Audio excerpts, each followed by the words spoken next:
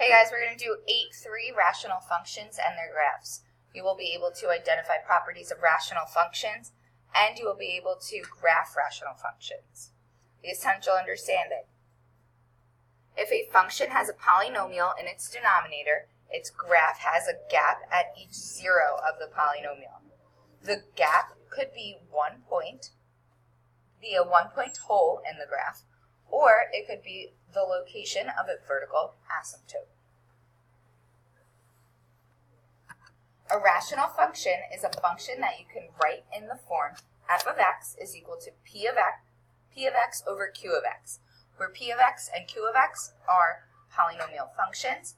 The domain of f of x, so the domain of this whole rational function, is all real numbers except the values for which q of x equals 0. So in our fraction, the domain is all real numbers besides the denominator equal to 0. There are a few different rational functions here. We have y is equal to x squared divided by x squared plus 1, and the graph below, y is equal to x plus 3 times x plus 2 times divided by x plus 2. And here we have a line because the x plus 2's cancel, so we're just left with x plus 3. But once we cancel those factors, we have a hole at where those factors were. So this hole would be at x plus 2 equals 0. So x would equal -2. So we have a hole at x equals -2, which you see on our graph. Then we have y is equal to x plus 4 divided by x minus 2. We have vertical and horizontal asymptotes. We will get into how to find those vertical and horizontal asymptotes later on. For our first rational function, there's no value that makes the denominator equal to 0 because we have x squared plus 1. So x squared will always result in a positive number, and plus 1 will still be a positive number. Therefore, we have no values that are going to make our function undefined. So this is a continuous graph. It has no jumps, breaks, or holes. We can draw the whole graph, and your pencil will never leave the paper. For the second rational function, x cannot be -2 like we discussed before, because that would make our denominator equal to 0. Since we cannot be -2, then we have a hole. And for y is equal to x plus 4 divided by x minus 2, x cannot be equal to 2 once again, because that would make our denominator equal to 0. When we have these holes or restrictions on our domain, we have a discontinuous graph. So points of discontinuity. Discontinuity just means that it's not continuous, so there's a stop or a break in the graph. If a is a real number for which the denominator of a rational function f of x is 0, then a is not in the domain of f of x.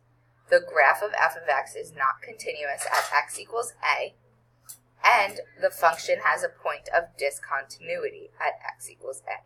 There's different types of discontinuity. We can have removable discontinuity, which is a hole, and that's when we can cancel factors.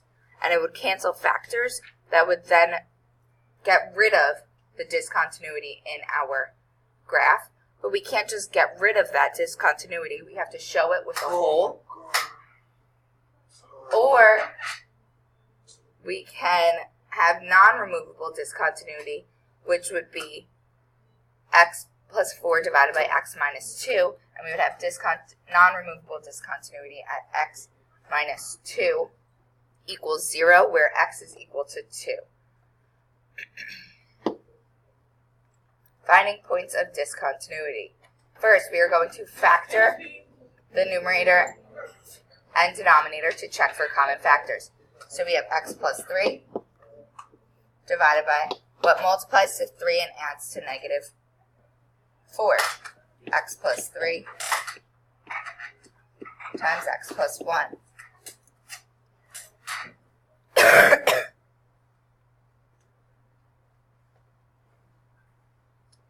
So now we can see that we have x plus 3 over x plus 3 in our numerator and our denominator.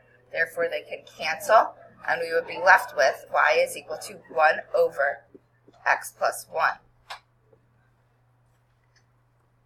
When we remove x plus 3 equals to 0 will be our removable discontinuity.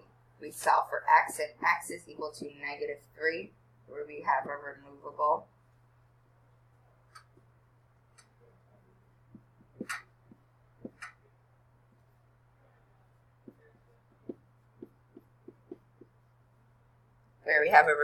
discontinuity. Then it tells us to find the x-intercept. To find the x-intercept, we need to set our numerator equal to 0.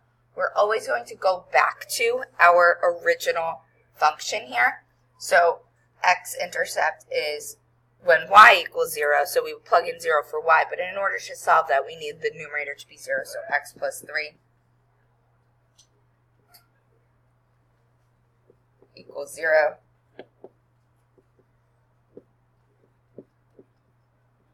So at x equals negative 3, we would have our x-intercept. To find our y-intercept, we're going to let x be 0 and simplify. So I'm going to plug it in. 0 plus 3 divided by 0 squared minus 4x plus 3.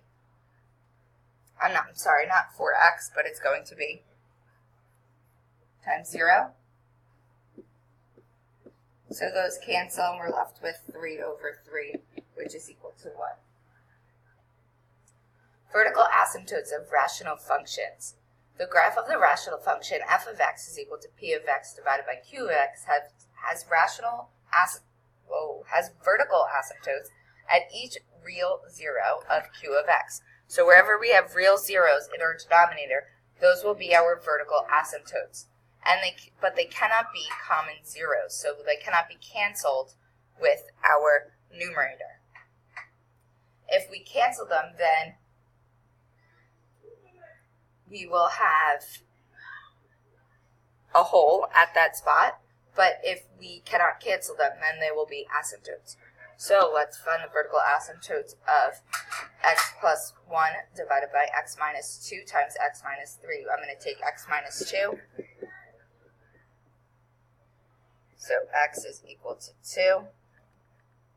At x equals 2, we have one asymptote, and at x equals 3, we have the other asymptote.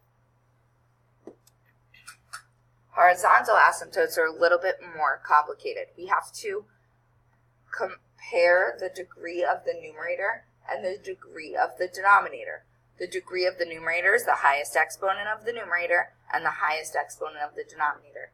If the numerator degree is less than the numerator of the denominator, we have a horizontal asymptote at y equals 0. If we have a numerator degree higher than the denominator degree, then there is no horizontal asymptote. And if m is equal to n, then the horizontal asymptote is at y is equal to a over b, where a is the coefficient, the leading coefficient of the numerator, and b is the leading coefficient of the denominator. So we compare. We see that in A, we have a degree of 1 in my numerator, 1 in my denominator. Therefore, it's a ratio of coefficients, so 2 over 1. So my horizontal asymptote is y is equal to 2. In B, my numerator is less than the denominator. If it's less than, we have a horizontal asymptote at y equals 0. In C, x squared over 2x to the 5th. 2 is greater than 1. Therefore, we have no asymptotes. Everybody say goodbye to Randy. Bye, Randy. Bye, Randy.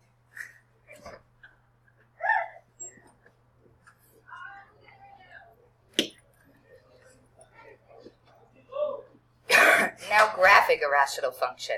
Rational function is going to be different every single time. We need to find these 5 things, and then we will be able to graph. So we find our horizontal asymptote by comparing our ratio of degrees. So 2 and 2, they're equal. Therefore, we have to have the coefficients. So y is equal to 1 over 1, which is just 1. Vertical asymptote. We need to factor. So factor the numerator, what multiplies to negative 12 and adds to 1,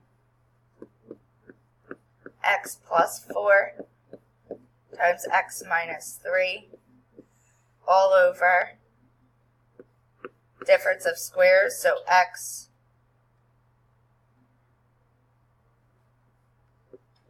minus 2 times x plus 2.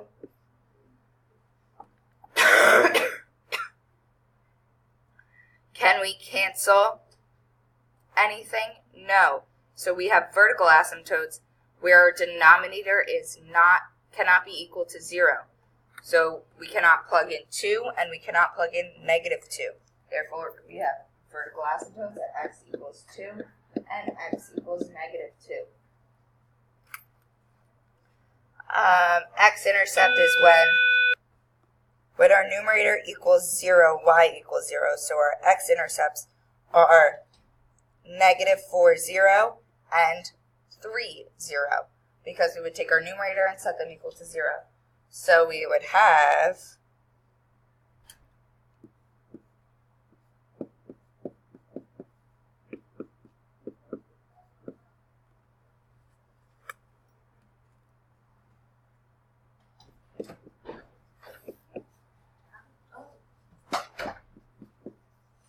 so our x-intercepts are negative 4, 0, and 3, 0. That means where we cross our x-axis. Y-intercepts are where we plug 0 in 4x. So y is equal to 0 plus 4 times 0 minus 3, which is negative 3, divided by 0 minus 2 times 0 plus 2. Negative 4 times 2 is negative 4. 4 times negative 3 is negative 12. Y is equal to 3. Therefore, our y-intercept is 0, 3. You would put all of these together, and we will finish the rest of this problem in class tomorrow.